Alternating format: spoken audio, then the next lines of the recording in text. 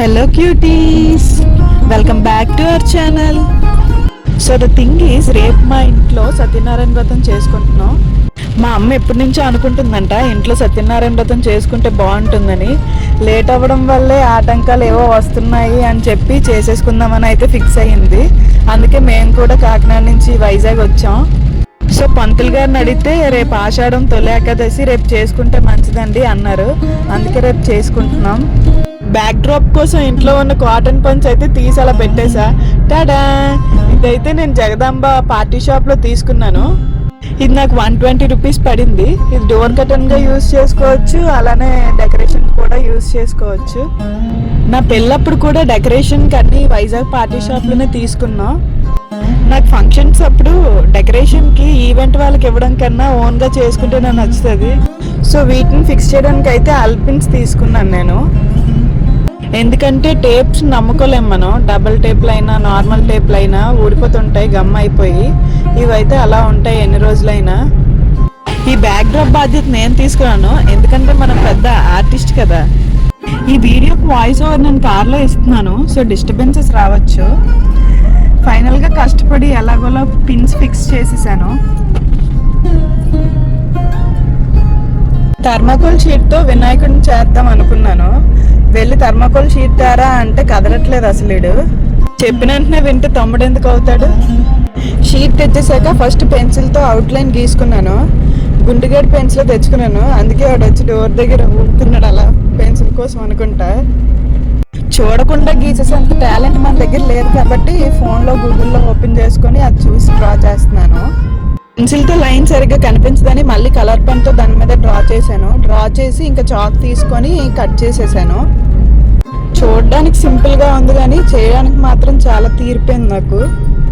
పెన్సిల్తో shape కరెక్ట్గా draw చేయడం ఒక ఎత్తు అయితే, ఈ థర్మాకోల్ని కట్ చేసి నీట్గా తీయడం ఒక ఎత్తు. ఈ తీసేటప్పుడు ఏమైనా తేడా అయితే అంతే సంగతులు. ఇంకా మా అమ్మ చేతుల్లో నాకు బ్యాండే. అసలు చాలా బిల్డప్ ఇచ్చాను, నేను చేసిస్తా అని.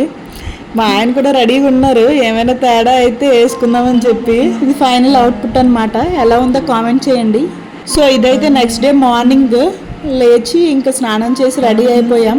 నేనైతే సింపుల్గా ఉంటుందని ఫ్రాక్ వేసుకున్నా, తర్వాత శారీ కట్టుకోవచ్చని. ఇక్కడ మా తమ్ముడేమో మా బాజీ తెచ్చిన అరటి చెట్లని ప్లాస్టిక్ డబ్బాల్లో వేసేస్తున్నాడు, దేవుడి పటం పక్కన పెట్టచ్చని. యాక్చువల్గా ముందు రోజు ఈవినింగ్ బయటకు వెళ్ళారు ప్లాస్టిక్ పూల కుండీలు కొందాం, వేయడానికి బాగుంటాయి, నీట్గా కనిపిస్తాయని. కాకపోతే ఎక్కడ కనిపించలేదంట, అందుకే వచ్చేసారు. ఇంక వేరే ఆప్షన్ లేక ఇందులోనే వేసేసాం. ప్రథమ రోజు మార్నింగే లేచి మా తమ్ముడైతే ఆనందపురం వెళ్ళాడు పువ్వులు కొనడానికని. అక్కడ నుంచి బంతి పువ్వులు, కొన్ని కనకాంబరాలు, కొన్ని మల్లెపూలు తెచ్చాడు. ఎందుకంటే ఆనందపురంలో పువ్వులు సవక అయినా బంతి పూలు పెడితేనే ఏ ఫంక్షన్కైనా కళ వస్తుంది. తెచ్చిన వాటిలో 2 దండలు తీసేసి దోపేశాను. మిగతావైతే మా అమ్మ నిద్వారబంధాలకి పెట్టేసింది. తర్వాత ఇంకా మా అపార్ట్మెంట్లో ఉన్న కొన్ని ఆంటీస్కి చెప్పడానికని కుంకుమని పట్టుకొని సిద్ధమైపోయాను. చెప్పేసి వచ్చేసి నేను కూడా ఇంక రెడీ అయిపోయాను అనమాట. ఈ సారీ నా పెళ్ళప్పుడు కొన్నదే, ఉప్పాడు సారీ 7,000. ఒక్కసారి అన్నవరం వెళ్ళి వేసుకున్నా అంతే. తిరిగి వచ్చి డ్రై వాష్కి ఇచ్చాను. పైటంచు గోల్డ్ కలర్ అనమాట. ఈ బ్లూ కలర్ అంతా పైటంచు మీదకి వచ్చేసింది, మొత్తం కలర్ స్ప్రెడ్ అయిపోయింది. అయినా ప్రాణం అప్పక ఇంట్లో ఫంక్షనే కదా అని కట్టేసుకున్నాను. అదే కాక నా హారం వేసుకుందామని తీసేసరికి కింద స్టోన్ ఊడిపోయింది. ఆ గోల్డ్ వెయిట్ అయితే మినిమం 3 గ్రామ్స్ అయినా ఉండుంటుంది. ఎక్కడ పోయిందా ఎలా పోయిందా అని ఫొటోస్ అన్ని రీసెర్చ్ చేసి చూస్తే లాస్ట్ టైం పాండవుల మట్ట వెళ్ళినప్పుడు అక్కడెక్కడో పడిపోయి ఉంటుందని అర్థమైంది. కానీ ఏం చేయలేని పరిస్థితి. ఏం చేస్తాం కొన్నిసార్లు అంటే. వ్రతం స్టార్ట్ అయిపోయింది.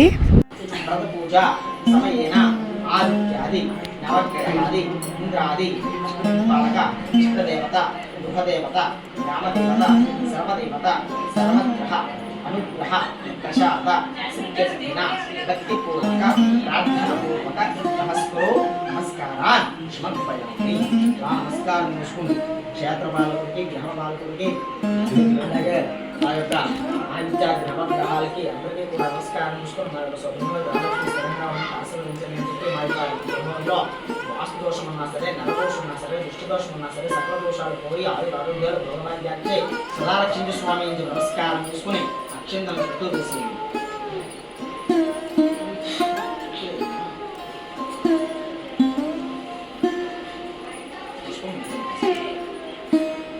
మా బుడ్డిదానికి ఈరోజు పింక్ ఫ్రాక్ వేసాను, భలే క్యూట్గా ఉంది. జనరల్గా చిన్నపిల్లలు అంత హెవీ డ్రెస్సులు వేస్తే ఉంచుకోరు, కానీ ఇది మాత్రం కామ్గా ఉంది, అసలు అల్లరి పెట్టకుండా. వ్రతం చేసిన దగ్గర దీపాలు ఉన్నాయని ఫ్యాన్లు అయితే ఆపేసాం. చాలాసేపటి నుంచి అక్కడే ఉంది, చిరాకుగా ఉంటుందేమో అని చెప్పి దాన్ని తీసుకొని రూమ్లో పెట్టేశాను నేను ఫ్యాన్ కింద. వ్రతం కంప్లీట్ అయిపోయింది. పంతులు గారు అందరికీ ప్రసాదం ఇస్తున్నారు. రహీనాకి ప్రసాదం తీసుకొని, ప్రసాదం వీళ్ళదే కానీ ప్రసాదం చేసిన గిన్నె మాత్రం నాకు తెలియదు అంటుంది. అందరూ నవ్వారు. నెక్స్ట్ అందరం లైన్గా వెళ్ళి తాంబూలాలు తీసేసుకున్నాం.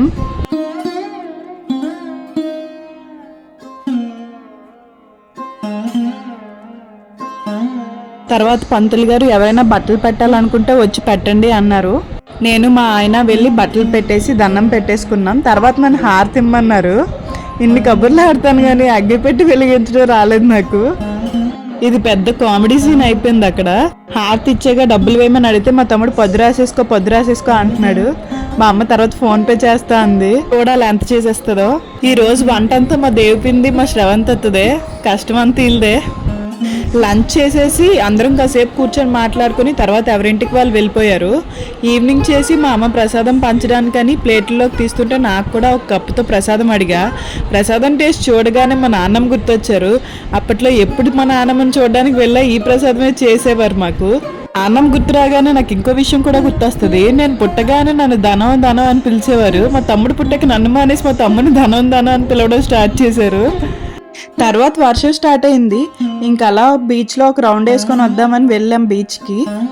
మా తమ్ముడు ఏదో తవా పలావ్ అని గుర్తు చేశాడు. సరే తిందాం పదా అని చెప్పి కార్ సైడ్కి పార్క్ చేసేసి వెళ్ళాం.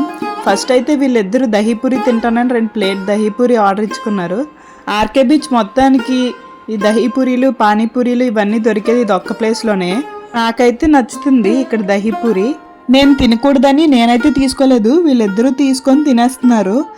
తర్వాత చినుకులు ఇంకా పెద్దవైపోవడంతో కార్లోనే తినేద్దామని తవా పులావ్ తీసుకొని కార్లోనే తినేసాం. తవా పులావ్ నాకైతే నచ్చింది, పర్లేదు, టేస్ట్ యావరేజ్గా ఉంది. ట్రై చేయొచ్చు మీరు కూడా. That's it cuties. Please like, share and subscribe. Love you. Bye.